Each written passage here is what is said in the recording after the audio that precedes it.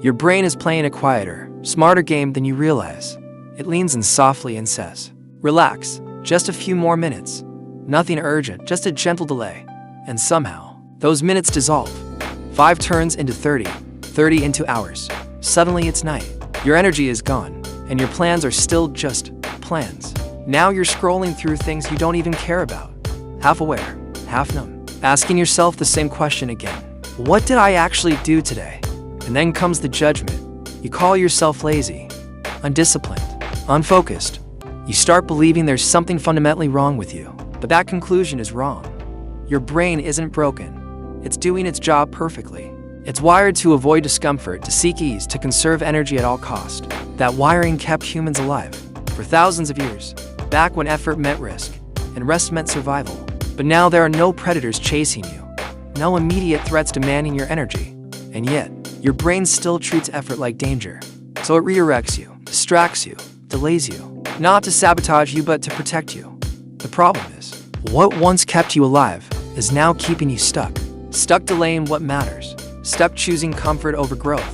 Stuck watching your potential from a distance instead of stepping into it. But here's where things change. What if you didn't have to fight your brain anymore?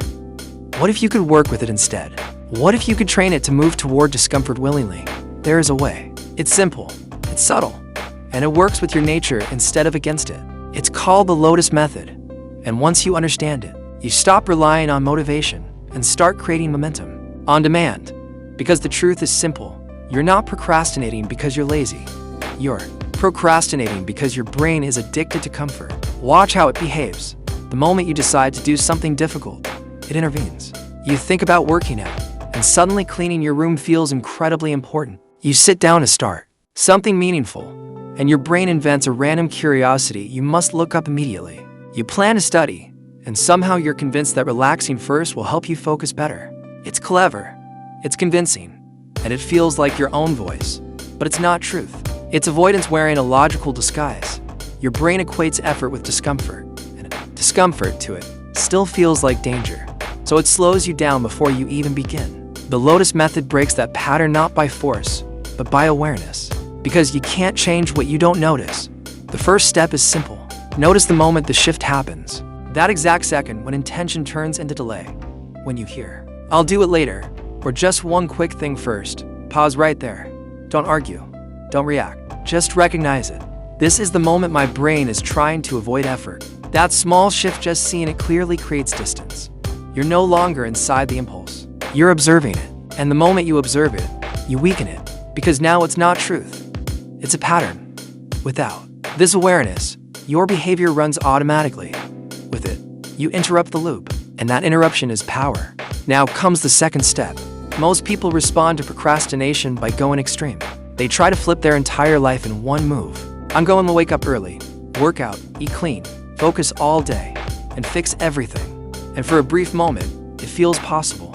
Until it doesn't. Because your brain sees that massive shift is a threat. Too much change. Too much effort. Too fast. So it pushes back. Hard. The Lotus Method doesn't fight that resistance. It reduces it. Instead of overwhelming your brain, you make the task smaller than the resistance itself. Not manageable. Not reasonable, tiny. So small your brain doesn't even react. You don't commit to finishing the workout. You commit to putting on your shoes. You don't commit to writing the whole project. You commit to opening the document. You don't commit to studying for hours. You commit to 5 minutes. That's it. Because your brain resists intensity but allows simplicity. And once you begin, something shifts. Action creates momentum, not motivation momentum. Your brain starts to release dopamine, not from completion, but from progress. And suddenly, continuing feels easier than stopping. The hardest part was never the work itself. It was the starting point.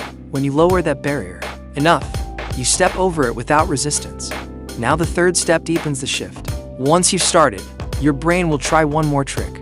It will look for an exit, a reason to stop early, a distraction to pull you away.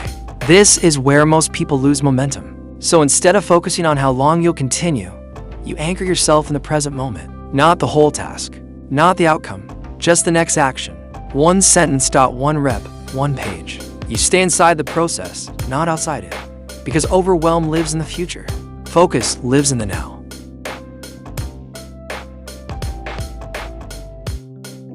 Then another, then another. The fourth step is where identity begins to shift. Every time you follow through, even in a small way, you send a signal to your brain. I am someone who acts, not someone who waits, not someone who plans endlessly, someone who moves. And that identity compounds, because your brain doesn't just track outcomes, it tracks patterns. If you repeatedly act despite resistance, your brain starts expecting it. The discomfort doesn't disappear, but your relationship to it changes. It becomes familiar, even manageable. And finally, the fifth step, reflection. Not judgment, not criticism, awareness again, but this time after the action. You notice what happened. You notice that starting wasn't as hard as it felt. That continuing became easier. That resistance lost its grip once you moved. And that realization rewires something deeper. Because now you have evidence, not theory, not motivation, proof that you can act even when you don't feel like it. And that changes everything. The Lotus Method isn't about forcing discipline. It's about removing friction. It's about understanding your brain well enough to guide it rather than fight it. Because you don't need more motivation. You need a system that works even when motivation disappears. And once you have that, procrastination stops being a mystery. It becomes a pattern you can break, again and again, until action becomes your default. Imagine trying to focus with a mind that never quiets down. Thoughts overlapping thoughts. Notifications pulling at your attention. Worries replaying. Distractions stacking. Noise building on top of noise. That's not focus, that's chaos. And most people try to push through it. They try to force concentration on top of a restless mind. But the truth is, you can't build clarity on top of noise. Long before modern productivity systems existed, ancient monks understood this. They didn't train harder, they trained quieter. They practiced stillness not to escape life, but to see it clearly. Because when the mind settles, everything sharpens. You can do the same, not for hours, not in isolation, just 5 to 10 minutes a day. No phone. No music, no input. Just sit and breathe. At first, it won't feel peaceful. It will feel uncomfortable. Your thoughts will get louder, not quieter. Your mind will jump from one thing to another, searching for stimulation. You'll feel the urge to stop. That's not failure. That's awareness for the first time. You're noticing the constant noise that's always been running in the background. And when you keep sitting without reacting, without chasing those thoughts, something begins to change. The noise doesn't disappear instantly, but it softens, it slows, it creates space. And in that space, something powerful happens. You regain control over your attention. Now, when you face something difficult, it doesn't feel like an explosion of overwhelm. It feels manageable, not easy, but clear. And clarity is what makes action possible. Because overwhelm isn't caused by the task, it's caused by the noise around it. When that noise fades, the task becomes what it actually is, just the next step in front of you. Now comes the fourth shift. This is where most people break their own momentum without realizing it. They try to do too much at once. Multiple tabs open, messages in the background, switching between tasks every few minutes. It feels productive, but it isn't. Every time you shift your focus, your brain has to reset. And that reset costs energy, attention fractures, depth disappears. What could have taken one focused star stretches into 3 scattered ones. The Lotus Method removes that fragmentation completely.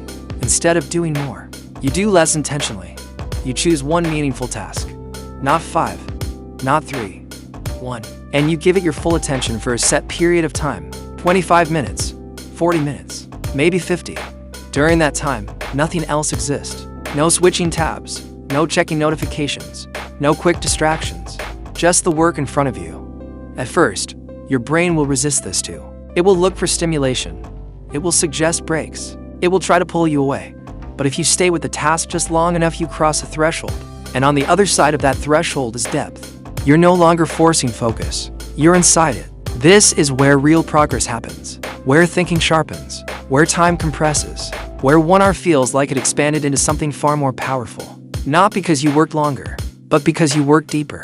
And once you experience that state, even once, your brain begins to recognize it. Focus stops feeling like effort. It starts feeling like flow. Now the final step. And this is the one most people underestimate. Because it doesn't feel active. It doesn't feel intense. But it's what makes everything else sustainable. Patience. The lotus flower doesn't grow overnight. It doesn't rush. It doesn't force itself open. It grows slowly, beneath the surface, pushing through mud and darkness long before anything is visible. And then one day it blooms. Your progress works the same way. At first, it It feels like nothing is changing. You're showing up. You're doing the small steps. You're practicing focus. But the results? They're quiet, subtle, almost invisible. And that's where most people stop. Because they expect immediate transformation, immediate proof. But real growth doesn't announce itself early. It builds silently. Habits stack, skills compound. Your brain rewires itself through repetition. And then, without warning, something shifts. What once felt hard feels normal. What once required effort becomes automatic. What once felt impossible becomes part of who you are. That's the bloom. But it only happens if you stay long enough. Patience isn't passive. It's strategic. It's the decision to keep going even when the results haven't shown up yet. Because you understand something most people don't. Progress is happening, even when you can't see it. And when you combine all of this, the method becomes simple. You notice the illusion instead of believing it. You start smaller than your resistance. You create space by quieting the noise. You focus deeply on one thing at a time. And you stay consistent long enough for it to grow. That's it. No extremes. No burnout. No relying on motivation that comes and goes. Just a system that aligns with how your brain actually works. At first, your brain will push back. It will try to pull you toward comfort again. That's expected.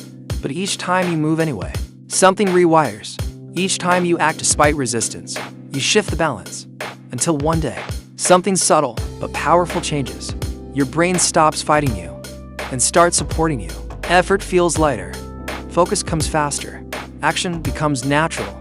And the things you once avoided, they become the things that move you forward. So now, there's only one question left. What is the one thing you've been delaying? The one thing you keep pushing aside that you know matters? Not tomorrow, not later, today. Start smaller than you think you need to. Sit down, open it, begin. Because the moment you do, you're no longer stuck. You're in motion, and motion changes everything. If this is the kind of shift you've been looking for, something real, something practical, something that actually moves you forward, then stay close. Because this is just the beginning.